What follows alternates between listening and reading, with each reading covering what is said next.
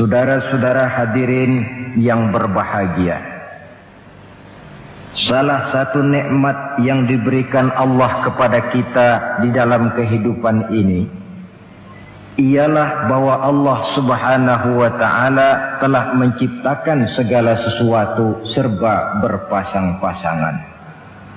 Dalam surah Yasin ayat 36 dijelaskan, Subhanallazi khalaqal azwaja kullaha mimma tumbitul ard wa min anfusihim wa mimma la ya'lamun.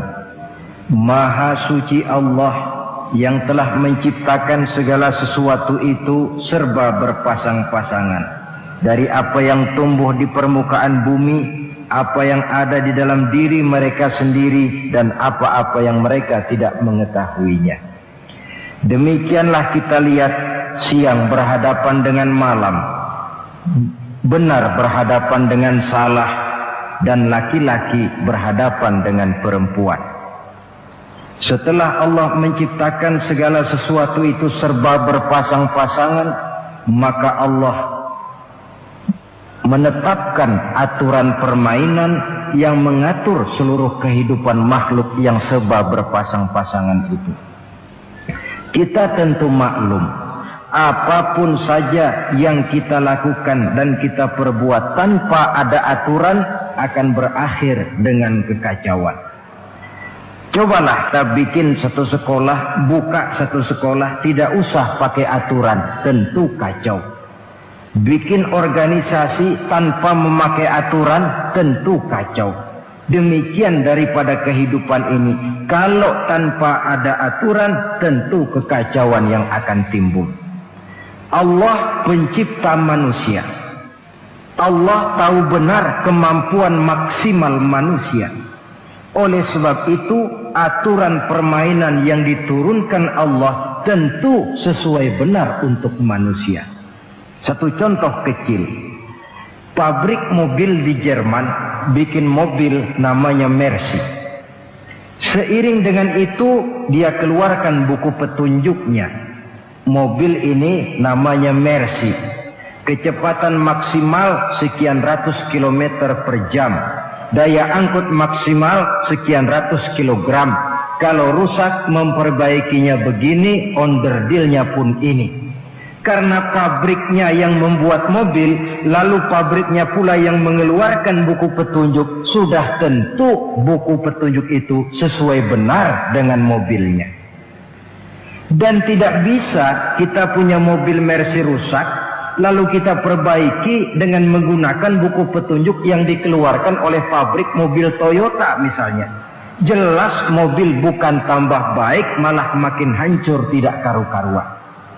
Kalau manusia menginginkan satu hidup yang baik, tidak ada pilihan lain, dia harus memakai aturan yang diturunkan oleh yang bikin manusia. Dan aturan itu telah turun dalam bentuk agama Islam yang kita cintai ini. Manusia laki-laki dihiasi dengan perasaan senang cinta kepada perempuan. Itu biasa, normal, wajar. Tapi lalu Allah menurunkan aturan permainan yang kalau peraturan ini dilanggar akan membawa kerugian bagi manusia sendiri. Bahwa laki-laki senang sama perempuan itu normal. Agama membuat aturan silahkan senang, tetapi lewat satu pintu yang disebut nikah. Kalau peraturan ini diabaikan, yang rugi tentu manusia sendiri. Misalnya PLN keluarkan pengumuman, nanti malam mulai jam 6 sampai subuh listrik se-Jakarta mati total. Kita ingat, ini nanti malam saya giliran ronda.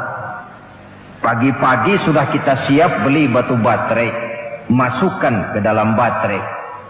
Dari sejak kita beli sampai sore itu baterai kita soroti terus. Tentu setelah sore soak batu baterai itu.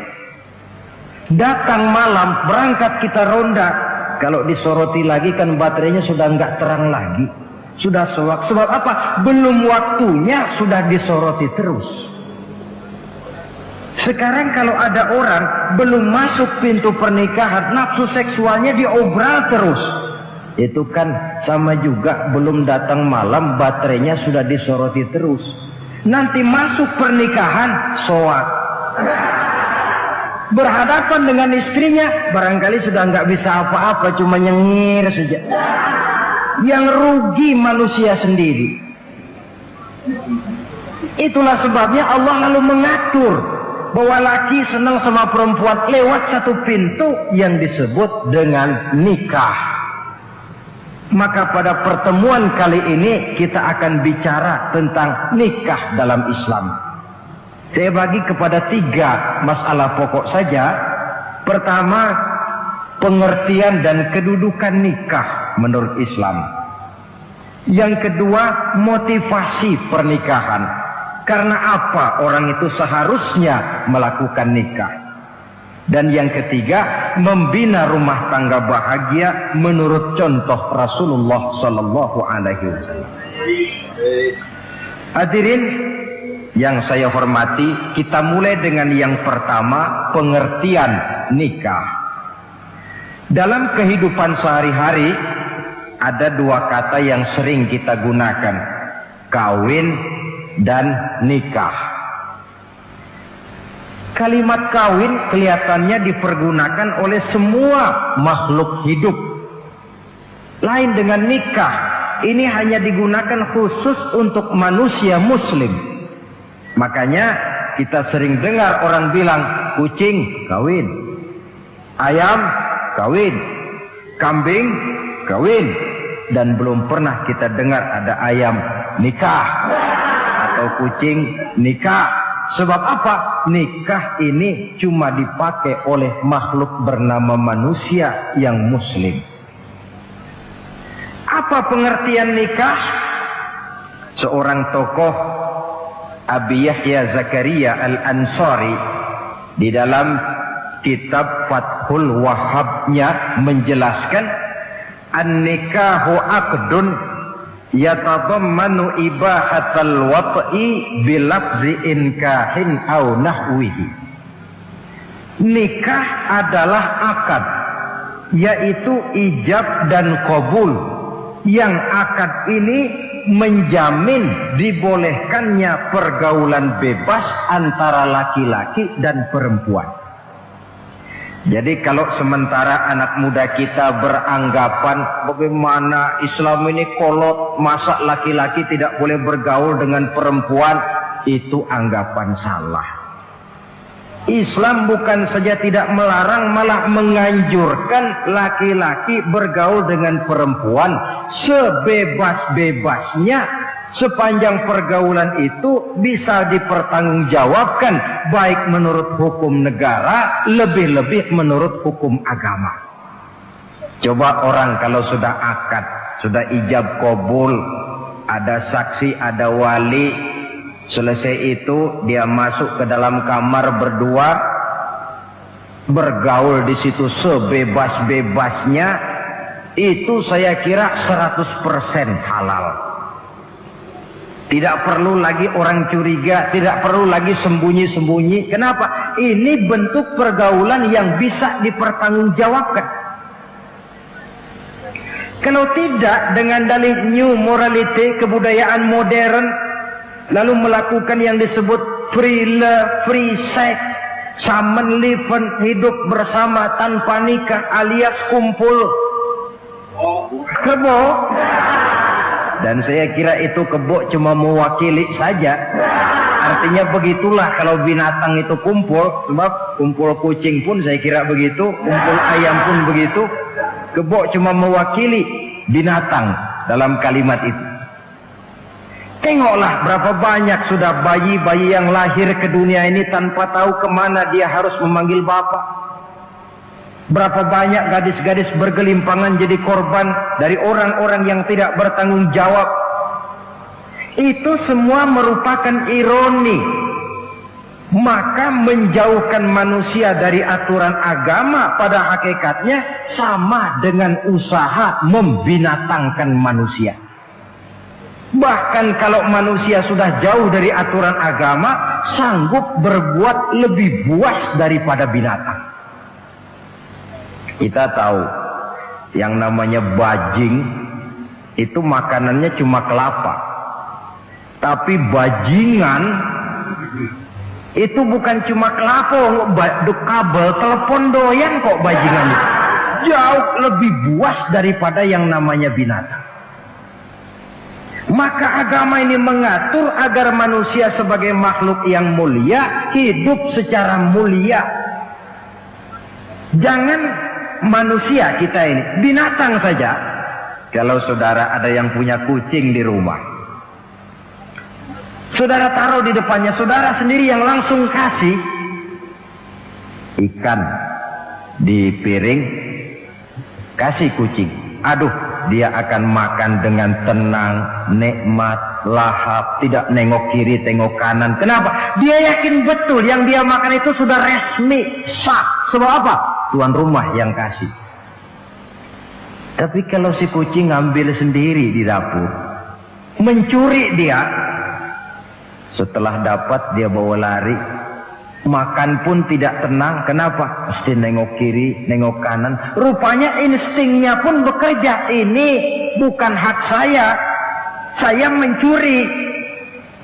Saudara-saudara, tengok orang yang sudah terlibat dalam pergaulan suami istri yang sah.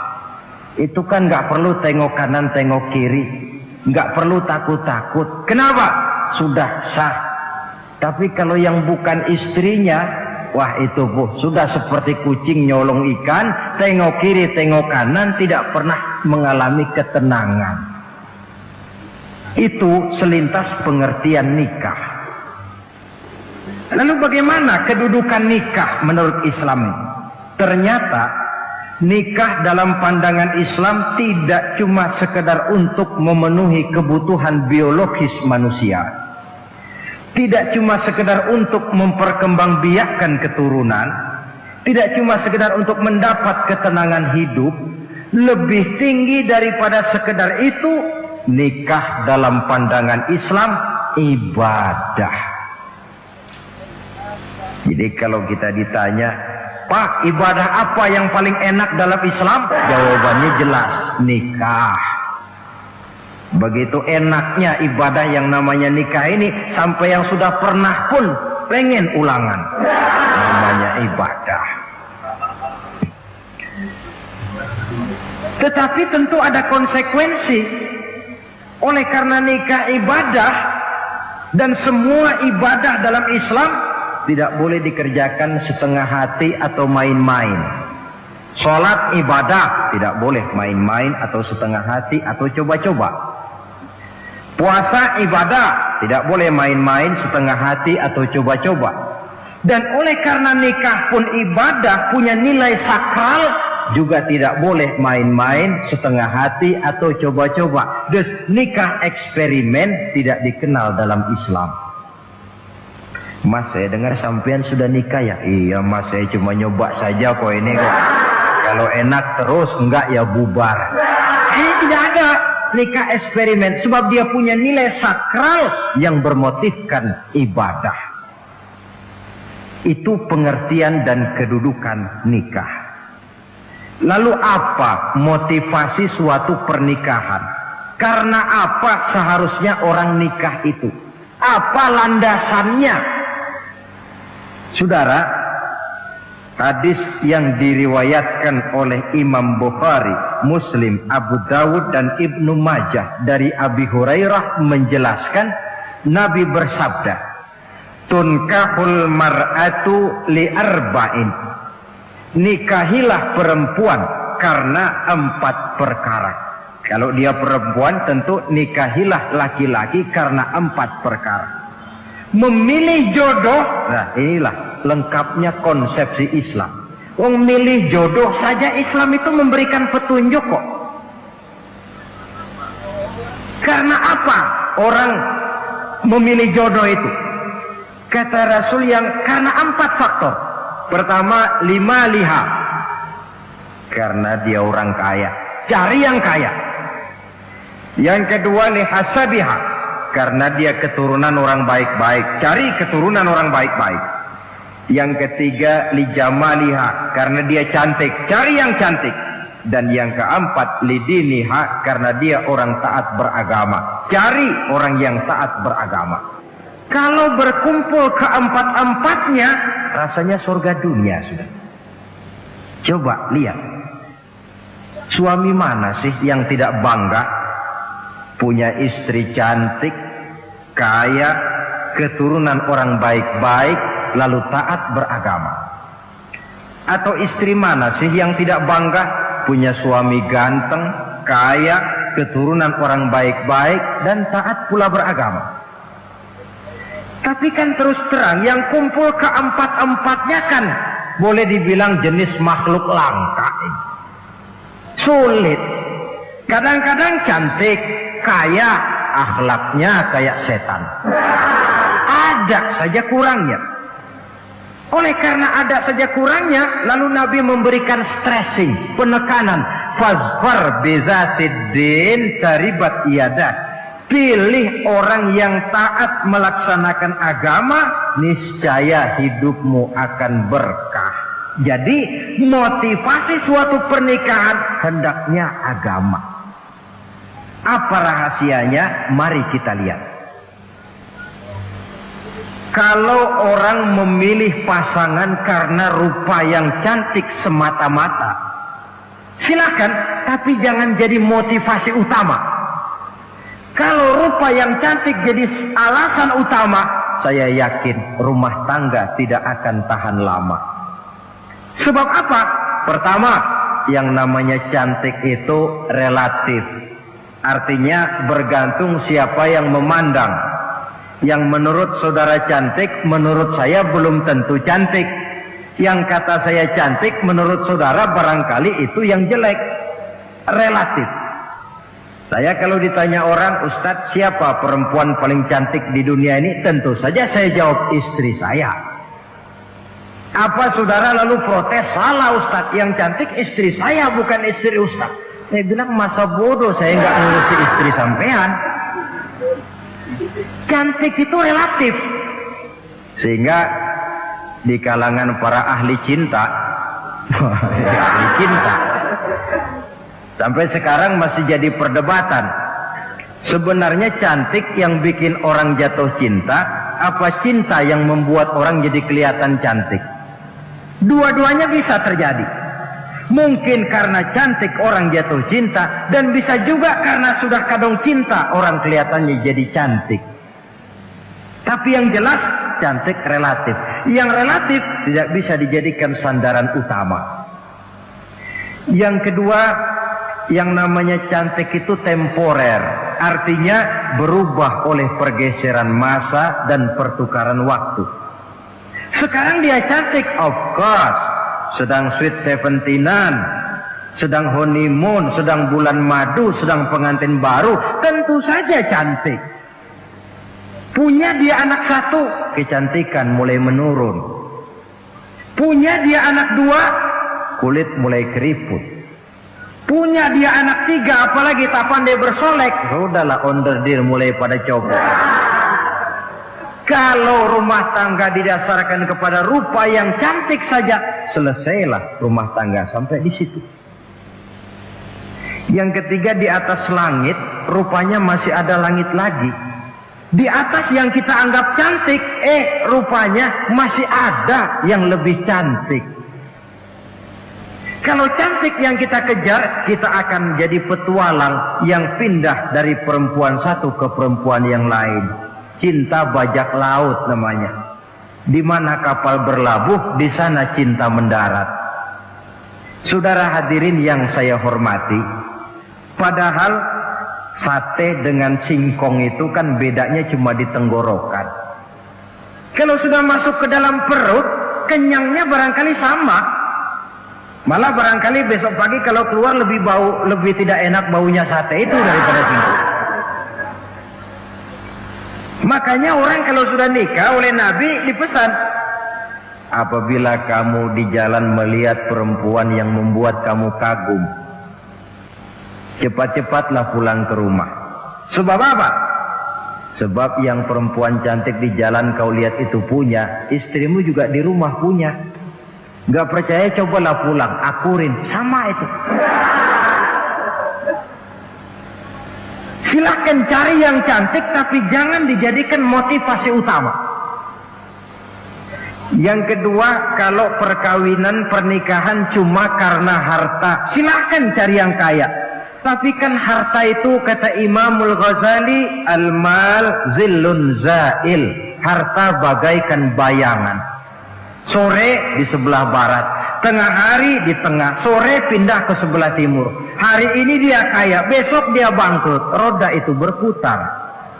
Kalau harta dijadikan pilihan utama, boleh jadi dalam hidup berumah tangga ada pepatah, ada uang abang disayang, tidak ada uang abang melayang. Artinya pun rumah tangga tidak akan tahan lama. Yang ketiga, kalau karena keturunan, persilahkan cari keturunan yang baik-baik. Namun toh pada akhirnya orang diajarkan bahwa kita ini mau besar atau tidak bukan dengan jalan menyempeng kepada kebesaran orang lain, tetapi ditentukan oleh kepribadian kita sendiri. Sekarang kalau karena agama, Nabi berikan penekanan fazfar bizatid din taribat yadak. Pilih orang yang taat beragama, niscaya hidupmu akan beruntung. Apa rahasianya? Tidak lain rumah tangga Rasulullah Sallallahu Alaihi Wasallam. Yang ini artinya kita sudah masuk kepada bagian ketiga, bagaimana membina rumah tangga bahagia menurut contoh baginda Nabi. Saudara, bagaimana sih rumah tangga Rasul itu? Kelihatan dari dua ucapannya, pendek, singkat, tapi punya pengertian filosofis yang mendalam. Dua kalimat saja beliau bilang tentang rumah tangganya, yaitu baiti jannati, rumah tanggaku laksana surga bagiku.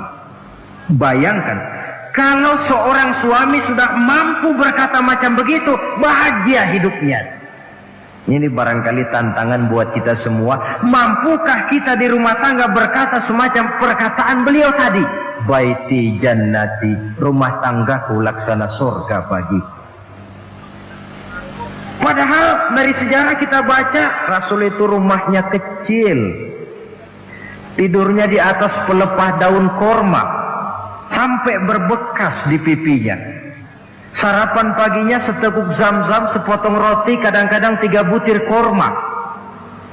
Tempat tidurnya bukan alga spring bed atau Dunlop pillow macam kita punya. Di rumahnya tidak ada mebel spaghetti model yang lagi ngetop-ngetopnya.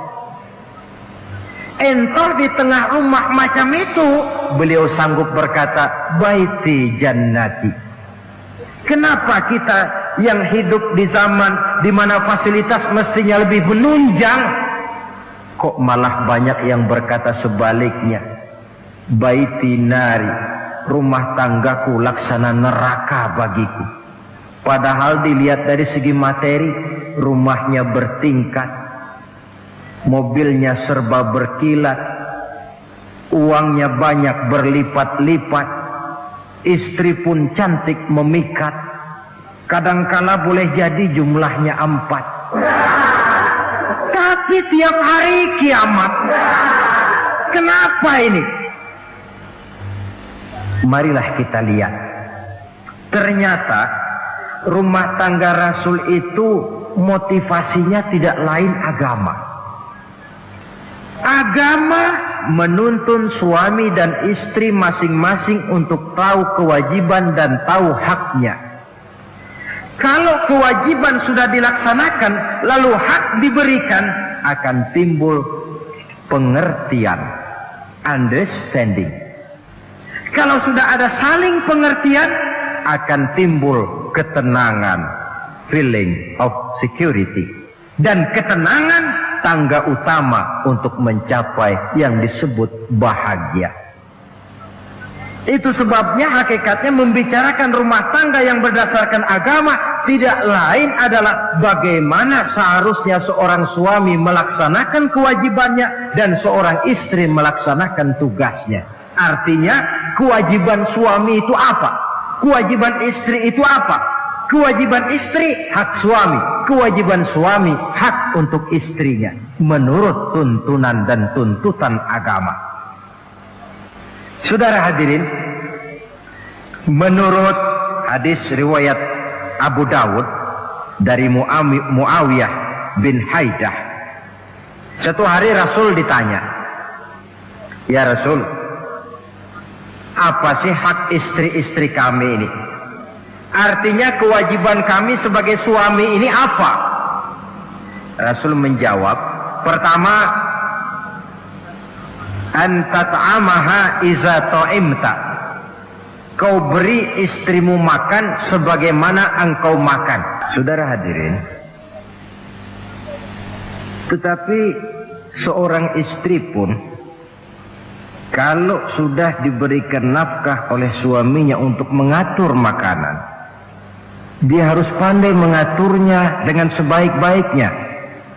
Menu yang teratur, gizi yang lengkap, dan saya kira yang namanya 4 sehat 5 sempurna itu kan tidak berarti bahwa hidup ini harus serba mewah, tidak. Yang penting ada variasi sehingga tidak merangsang suami untuk makan di luar. Jangan misalnya tahu suaminya senang jengkol lalu tiap hari saja jengkol, itu kan bisa kejengkolan suami. Dengan demikian, masalah yang kelihatannya sepele tetapi yang sebenarnya bisa menjaga keharmonisan atau malah keretakan rumah tangga harus kita perhatikan dengan sebaik-baiknya. Suami memberikan nafkah, dari jumlah itu 60% lari ke kredit, 40% lari ke dapur. Tentu pada akhirnya sang suami akan merasa curiga, padahal barangkali istrinya pun berniat baik, cuma hanya tidak ada keterbukaan di dalam mengurus masalah-masalah yang berhubungan dengan dapur. Inilah kewajiban yang pertama dari seorang suami, kewajiban yang menyangkut masalah pangan. Lalu yang kedua, wataksuwaha izaktasaita. Engkau beri istrimu pakaian sebagaimana engkau berpakaian. Suami yang adil, pakaian yang dia pakai sama harganya dengan yang dibelikan untuk istrinya, kecuali tentu kalau istrinya ridho. Zalim seorang suami jikalau untuk dia misalnya dia beli pakaian yang mahal-mahal, jasnya dia pakai Switzerland wool, sarungnya Samarinda. Kalau dia pakai sepatu, belilah sepatunya. Sementara istrinya cuma pakai kain belacu saja. Kenapa mesti begitu? Sebab, saudara hadirin, istri kita sebenarnya adalah bagian daripada hidup kita. Baik dia dilihat orang, baik juga kita disebut orang. Jelek dia dipandang orang, tentu jelek juga nama kita disebut orang. Apalagi hidup bermasyarakat, kadang-kadang mulut usil itu kan sudah banyak macam ragamnya. Itu siapa sih perempuan yang jalan? Kenapa? Itu pakaian yang tidak dipakai sih tidak mahal, cuma pakaiannya serasi, pantas, enak dilihat. Oh, terang saja dia kan istrinya si Meun. Nah, Meun yang sedang tidur barangkali tidak tahu apa-apa mendapat sebutan baik. Cobalah kalau istri kita semaunya saja, orang akan bilang, ah itu perempuan, kenapa saya gerah ngelihatnya, mau ke pasar cuma pakai kutang saja. Tentu suami pun akan mendapat sebutan yang tidak baik. Cuma sang istri kalau sudah dibelikan pakaian oleh suami, termasuk alat-alat kecantikan di dalamnya, pakaian itu tentu dipakai, niat pertama adalah untuk menyenangkan hati suami. Seorang istri yang memakai bedak untuk menyenangkan suami, misalnya tiap polesan bedak ada pahalanya. Dia pakai lipstik untuk menyenangkan hati suaminya, tiap goresan lipstik ada pahalanya, bernilai ibadah. Ini kewajiban yang kedua. Yang ketiga, wala tadribil wajha. Kalau marah jangan memukul muka. Maksudnya apa ini? Kewajiban memberikan perlindungan, sehingga si istri merasa ada tempat dia mengadu, ada tempat dia melarikan persoalan, ada tempat dia bergantung. Kalau marah jangan memukul muka, dan memukul itu pun upaya terakhir. Kalau tidak bisa dengan kata yang lemah lembut, agak sedikit keras katanya. Kalau dengan kata yang keras tidak juga bisa pisah tempat tidur. Kalau memang tidak bisa juga dengan pukulan yang tujuannya bukan untuk menyakiti, tetapi untuk mendidik. Allah tadribal wajha. Kalau marah jangan memukul muka, dan memukul pun bukan jalan pertama, tapi upaya terakhir dengan tujuan bukan untuk menyakiti, tapi untuk mendidik sang istri. Kewajiban untuk memberikan perlindungan. Yang keempat, wala tuqabbih. Jangan memburuk-burukan istrinya. Kewajiban menjaga nama baik. Sebab apa? Dalam satu bahasa yang indah, Al-Quran menjelaskan bahwa suami istri itu laksana pakaian. Hunna libasul lakum wa antum libasul lahunna. Istri pakaian untuk suami, suami pakaian untuk istri. Lihatlah alangkah indah gaya bahasa Al-Quran ini. Diibaratkannya suami istri seperti pakaian. Apa fungsi pakaian? Pertama, pakaian itu kan jadi kebanggaan. Saya bangga memakai baju seperti ini, saudara bangga memakai baju yang saudara pakai. Artinya seorang suami harus berusaha menjadi suami kebanggaan istri, dan seorang istri pun harus berusaha menjadi istri yang dibanggakan oleh suaminya. Jangan yang malah kemudian disesali. Itu kan kalau sudah marah orang kadang-kadang ucapannya nggak terkontrol.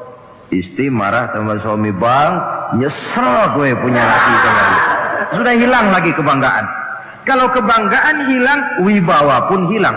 Kalau wibawa sudah hilang, maka rumah tangga sudah sulit untuk dipertahankan. Yang kedua, yang namanya pakaian itu kan menutup aurat. Itu tujuan pakaian yang terpenting.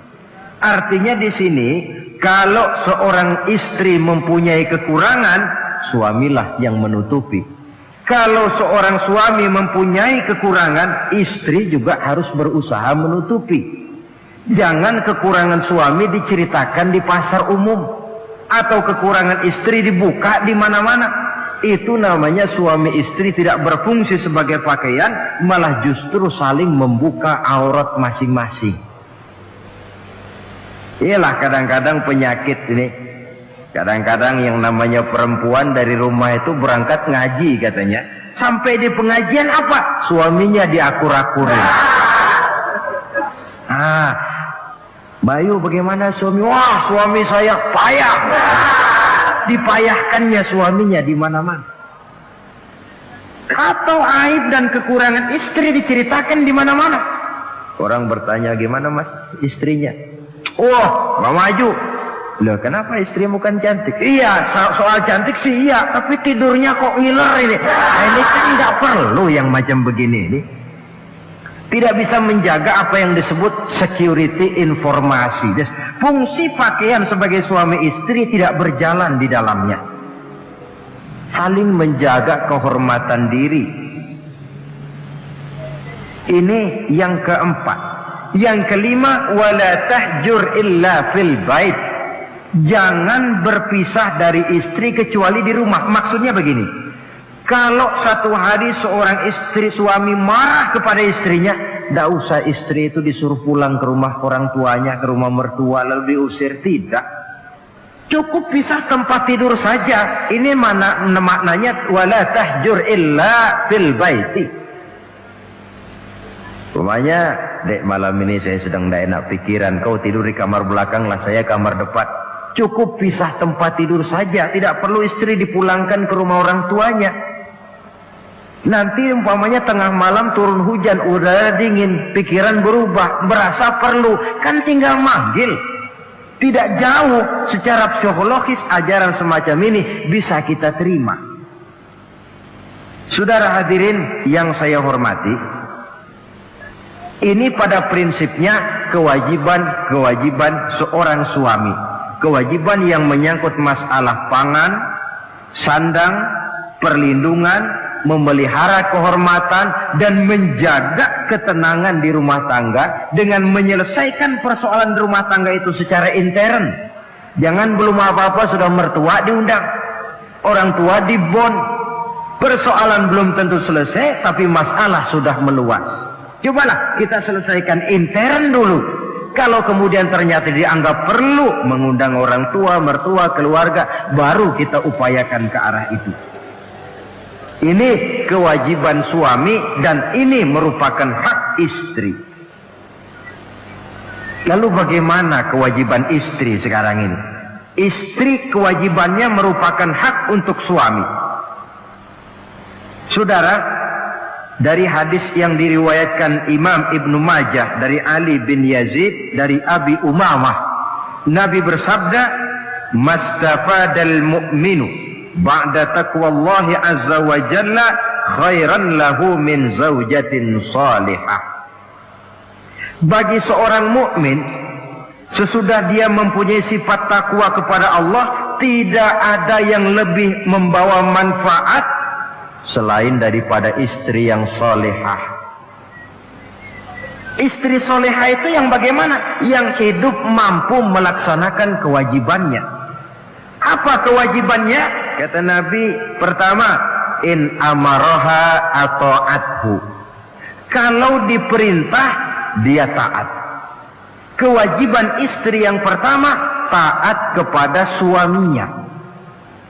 Begitu besar kewajiban taat kepada suami, sampai-sampai Nabi pernah menyatakan, "Lau kuntu amiran ahadan ayyasjuda li ahadin la amartul mar'ata an tasjuda li zawjiha." Kalau saja boleh, kata Nabi, aku memerintahkan manusia sujud kepada sesama manusia, tentu aku perintahkan istri untuk sujud kepada suaminya. Untung saja sujud kepada manusia tidak boleh. Kalau boleh, istri itu disuruh sujud kepada suami. Tentu karena besar hak suami atas dirinya. Yang kedua, ibadah sunnah tidak mendapat izin suami juga bukan saja tidak berpahala, malah berdosa. Umpamanya pengantin baru, si istri kebetulan santri, malam minggu pesta, besoknya hari Senin, si istri sudah kadang biasa hidup sebagai santri, hari Senin puasa sunnah. Dia bilang sama suaminya, "Bang, besok saya mau puasa sunnah nih, hari Senin." Kata suaminya, "Kalau kau puasa juga kau kejam. Lalu kau puasa, aku disuruh ngapain?" Tidak diizinkan oleh suami, dia puasa juga. Bukan saja tidak mendapat pahala, malah berdosa. Sampai amalan yang sunnah pun tidak diizinkan oleh suami, berdosa. Apalagi amalan yang mubah, apalagi amalan yang tidak ada dasar hukumnya, perintahnya. Sepanjang perintah suami tidak untuk maksiat kepada Allah, istri wajib untuk taat. Dalam hadis lain kita temukan Nabi bersabda, "Idza da'a ar-rajulu imra'atahu ila firashihi." Kalau seorang suami memanggil istrinya ke tempat tidur. Ini bahasa kinayah. Manggil ke tempat tidur kan tentu nggak perlu penjelasan. Masa mau nyambal di tempat tidur kan enggak. Fa'abat, si istri tidak mau. Lantaran istri tidak mau, suami jengkel. Fabata ghadbana 'alaiha. Sampai dalam jengkelnya tidur. La'anat hal malaikatu hatta tusbiha. Istri macam itu dilaknat, dikutuk oleh malaikat sampai datang waktu pagi. Kewajiban untuk taat. Namun sebaliknya, seorang suami pun jangan mentang-mentang istri wajib taat lalu overacting. Segalanya main tunjuk, segalanya main komando, segalanya main perintah. Sebab contoh yang diberikan oleh Rasul tidak begitu. Rasul kita baca dalam sejarah menjahit bajunya sendiri, memperbaiki kasutnya sendiri. Artinya yang bisa ya dikerjakan tanpa harus menggantungkan semuanya kepada sang istri. Kewajiban untuk taat. Nah, penutup tentang taat ini ada sebuah hadis pula di mana baginda Nabi bersabda, ayyumam ra'atin matat wa zawjuha anha radin dakhalatil jannah. Kalau seorang perempuan meninggal dunia, suaminya ridho kepadanya, maka perempuan itu akan masuk surga. Artinya, kalau seorang istri meninggal, ya dia tukang ngaji, ya tukang sholat, ya suka puasa, ya gemar sedekah, tapi meninggal suaminya tidak ridho, pintu surga belum dibukakan sampai suaminya ridho kepadanya. Ini menggambarkan tentang besarnya kewajiban taat seorang istri kepada suaminya. Ini kewajiban pertama. Lalu kewajiban yang kedua, kata Nabi, wa in nazara ilaiha sarrathu.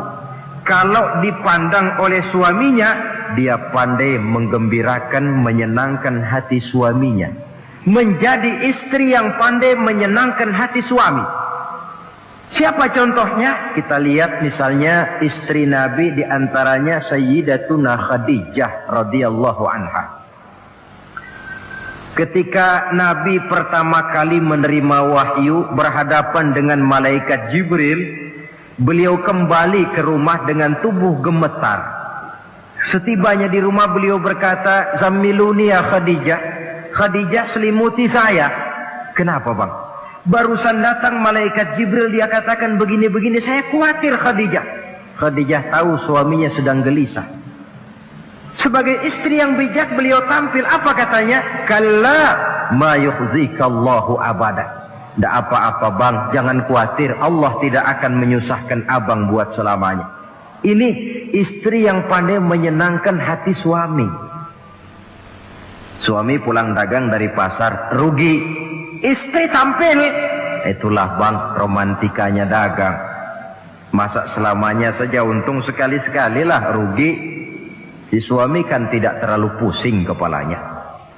Jangan sudah di pasar rugi, sampai rumah istri pidato, peletar-peletor macam petasan. Dasar suami goblok, dagang saja rugi. Sudahlah di pasar rugi, sampai ke rumah digoblok-goblokin. Itu nanti suami kan bisa kena penyakit yang disebut broken home. Penyakit nggak betah di rumah. Seorang istri kalau suami sudah kena penyakit tidak betah di rumah, itu mesti siap-siap mental untuk dimadu. Nah, jadi kalau tidak dimadu bagaimana? Berusaha bikin betah suami di rumah. Suami pulang kantor jam 2, setengah 2 dandan, kalau perlu setel habis. Kalau perlu kelihatan suami akan datang, bukakan pintu, sambut dengan senyum. Apalagi kalau senyumnya Pepsodent. Saya kira suami bagaimanapun lelahnya, peras keringat, banting tulang, pulang mencari nafkah, kalau kembali di rumah disambut dengan senyum, hilang capeknya. Tapi bayangkan, sudahlah di kantor capek, peras keringat, banting tulang, sampai pula di rumah yang nyambut cuka sama kukusan. Udah asem, monyong. Suami mana yang kerasan tinggal di rumah? Menjadi istri yang pandai menggembirakan, menyenangkan hati suaminya. Bahkan diizinkan bohong untuk menyenangkan hati suami. Umpamanya, suami kebetulan habis obyeknya gol. Karena ingin menyenangkan istri, mampir di pasar beli kain batik. Si suami tidak tahu bagaimana kain batik yang bagus, beli saja sembarangan. Sudah kainnya kasar, warnanya norak, harganya yang mestinya murah jadi mahal, dibawa pakaian itu pulang. Istri lihat dan tahu kalau ini batik jelek, norak, kasar, harganya pun murah. Tapi dia ingin menyenangkan hati suaminya. Suaminya tanya, bagaimana dek kain batik ini? Waduh bang, bagus betul kain ini. Pinter bener abang milih warna ini. Emang yang kayak begini ini bang, coba lihat tetangga kita mana ada yang pakai kain kayak begini. Ya memang gak ada, jelek. Suami senang tentu. Lalu kain itu oleh istrinya, ngaji dipakai, keundangan dipakai, tidur dipakai, masak dipakai, nyuci pun dipakai. Suami makin bangga, wah kain yang saya beliin dipakai terus ini. Lain pula istrinya, dalam hati dia berpikir, biarin deh gue pakai terus biar cepat hancur, nggak ada urusan. Coba kalau waktu itu si istri jujur, dasar laki goblok, beli kain kayak begini, sono pulangin. Nah, mungkin suami yang sudah payah-payah mau menyenangkan hati istrinya malah berbalik pikirannya. Saudara hadirin, ini kelihatannya penting untuk menjaga suasana keharmonisan di dalam kehidupan berumah tangga. Begitu pula pengertian seorang suami. Rasul pernah pulang dari masjid agak larut malam, rupanya banyak orang bertanya. Ketuk pintu, Assalamualaikum, sampai 3 kali tidak dibukakan pintu. Rupanya Aisyah lelap benar tidurnya. Rasul sadar beliau pulang kemalaman dan tahu istrinya capek bekerja di waktu siang. Asyraful anbiya wal mursalin ini menghormati istrinya. Salam 3 kali tak dibukakan pintu, bukan marah, malah gelar sorban di depan pintu. Di situ beliau tidur. Tengah malam Aisyah mau sholat, buka pintu, terkejut lihat suaminya tidur di depan pintu. Dibangunkan, begitu dibangunkan Rasul lebih dahulu berkata, Aisyah, maafkan saya pulang terlambat memang sebab banyak yang bertanya di masjid. Sudahlah tidur di depan pintu, begitu dibukakan beliau dulu yang minta maaf. Sulit jadi suami semacam ini. Yang enak kalau sudah nggak dibukain pintu, istri kepulesan, lalu sekali buka pintu kan yang enak kita tunjuk jidatnya, lo tidur kayak kebo ya. Saudara hadirin, menjadi istri yang pandai menyenangkan hati suaminya. Sebab tidak ada seorang suami bisa sukses baik di medan tugas, di masyarakat, di kantor, di toko, di tempat manapun kalau tidak ditunjang oleh peran serta dari para istrinya. Karena itulah perempuan walaupun peranannya tidak begitu kelihatan, sebenarnya sangat menentukan. Seorang suami yang jujur, polos, lugu, sederhana, sanggup menjadi koruptor ulung karena didorong-dorong oleh istrinya. Merangsang ketamakan suami. Istri dibakar oleh tetangganya. Bang, kenapa? Kau kan di kantor kepala bagian. Lalu, tangga kita pegawai kecil saja bang, tapi coba lihat istrinya kalau pakai gelang kayak pelek beca bang gelangnya. Kau kepala bagian gak bisa beliin saya macam gitu, kepala bagian goblok. Lalu bagaimana bu, gaji saya kan sudah jelas segitu. Iya, kamu kan kepala bagian. Apaan kayak di kantor sabet. Kalau sudah main sabut-sabutan begini, sudah merangsang suami untuk berbuat yang tidak baik. Kecil, tidak begitu kelihatan, tapi sangat menentukan. Istri yang soleh, yang bisa melaksanakan kewajibannya, yaitu pandai menyenangkan hati suaminya. Ini kewajiban istri yang kedua. Yang ketiga, wa in aqsama alaihi abarrathu. Kalau suami memberikan sesuatu, dia pandai berbakti, menjadi istri yang pandai bersyukur kepada suami. Kita ingat ketika pulang Mi'raj kan Rasul bercerita, saya dalam perjalanan itu diperlihatkan neraka, kata Rasul. Saya lihat kok isinya kok lebih banyak perempuan daripada laki-laki. Nah, sahabat heran, ya Rasul, lebih banyak perempuan? Iya. Apa mereka tidak sholat? sholat. Apa mereka tidak pernah hadir di majelis taklim? Oh, rajinan dia sama suaminya. Ada apa? Tidak pernah baca Quran? Rajin. Lalu kenapa kok isinya kebagian besar perempuan? Rasul menjawab, hunna yakfurnal asir. Mereka umumnya tidak pandai bersyukur kepada suaminya. Hujan panas setahun dibalas dengan hujan sehari. Kalau suaminya sedikit salah, sudah kehilangan pertimbangan, tertutup seluruh kebaikannya. Yang kelihatan cuma salahnya saja. Maka sebaiknya di dalam hidup berumah tangga, baik suami maupun istri itu masing-masing sedia timbangan. Kalau satu saat suami salah, istri ambil timbangan. Timbang, suami saya salahnya ini, jasanya ini. Bertahun-tahun dia hidup mencari nafkah buat saya, membelikan pakaian untuk saya, mencarikan makan untuk saya. Salahnya ini. Timbang, mana lebih banyak salahnya atau benarnya? Dengan demikian kita akan bisa menghasilkan keputusan objektif. Giliran istri yang salah, suami yang ambil timbangan, ukur mana lebih banyak baiknya atau salahnya. Kalau tiap kita masing-masing punya timbangan, insya Allah nilai-nilai objektif dari suatu pertimbangan akan bisa kita temukan dalam mengambil keputusan. Istri yang pandai berbakti membalas budi daripada suaminya. Kewajiban yang keempat dari seorang istri, wa in ghaba anhu nasahathu fi nafsiha wa malihi. Kalau suami tidak ada di rumah, dia pandai menjaga kehormatan dirinya dan pandai menjaga harta suaminya. Tidak mencari kesempatan dalam kesempitan. Suami lembur, istri ngompleng. Dan pandai menjaga harta suaminya. Nah, coba lihat.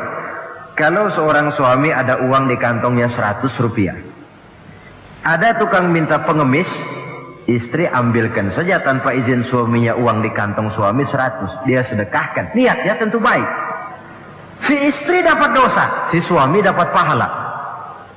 Perbuatan sedekahnya itu betul, tapi mengambil uang tanpa izin suami itu yang salah. Dan ternyata salah itu lebih besar daripada pahala yang dia lakukan lantaran bersedekah itu. Kalau ini terwujud, maka suasana saling mempercayai akan tumbuh. Kalau sudah saling mempercayai, rasanya akan terwujud kedamaian dan ketenangan. Suami meninggalkan rumah dengan perasaan tenang, istri pun melepas suami dengan perasaan damai, tanpa was-was, tanpa curiga, dan sebagainya. Dan ini modal yang paling utama mewujudkan saling kepercayaan dalam membina hidup bahagia. Saudara, jadi dengan demikian kewajiban suami dan kewajiban istri yang merupakan bagian tidak terpisahkan dari bagaimana membina rumah tangga berdasarkan tuntunan agama merupakan hal yang dicontohkan oleh Nabi kita Muhammad sallallahu alaihi wasallam. Dengan satu kesimpulan, rumah tangga Nabi bahagia karena rumah tangga itu disinari oleh ajaran-ajaran agama. Sehingga timbul saling pengertian membawa kepada ketenangan, dan ketenangan sesungguhnya tangga utama mencapai rumah tangga bahagia. Tanpa materi orang memang sulit untuk bahagia. Tapi materi semata-mata bukan merupakan jaminan bahwa orang akan hidup bahagia. Banyak isak tangis berbunyi di rumah-rumah mewah, dan banyak sendak gurau, tawa dan canda, tawa lerai di rumah-rumah sederhana. Artinya suka dan duka, sedih dan gembira, susah dan bahagia bisa ada di gubuk reot dan bisa juga ada di rumah mewah. Ternyata bukan harta semata-mata yang menopang dan menjamin hidup itu akan bahagia, tapi satu rumah tangga yang dipancari oleh sinar agama di bawah naungan ridho dari Allah Subhanahu wa taala. Si istri taat melaksanakan ajaran agama, suami taat, lalu anak-anak pun hidup dalam suasana yang religius. Dari sana tumbuh pancaran sinar keagamaan. Irama agama mengalun dalam kehidupan rumah tangga kita. Berfungsilah dengan demikian rumah tangga sebagai tempat di mana kita mengamalkan ajaran agama kita. Alangkah nikmat satu rumah tangga. Istri ahli ibadah, suami pun ahli ibadah, anak-anak pun terbiasa oleh lingkungan untuk hidup melaksanakan suatu ibadah. Dan keberhasilan di rumah tangga awal untuk menuju keberhasilan di masyarakat, di tempat tugas, dan di tempat-tempat lainnya. Sebaliknya, kehancuran rumah tangga akan selalu menjadi awal kehancuran karir di masyarakat, di tempat kerja, dan di tempat-tempat lainnya. Oleh karena itu, berangkat dari hal semacam inilah, maka kita berkeyakinan rumah tangga yang bahagia ialah rumah tangga yang didasarkan kepada ajaran agama. Sehingga tercapailah kebahagiaan hidup di dunia yang langsung menopang kepada kebahagiaan hidup di akhirat.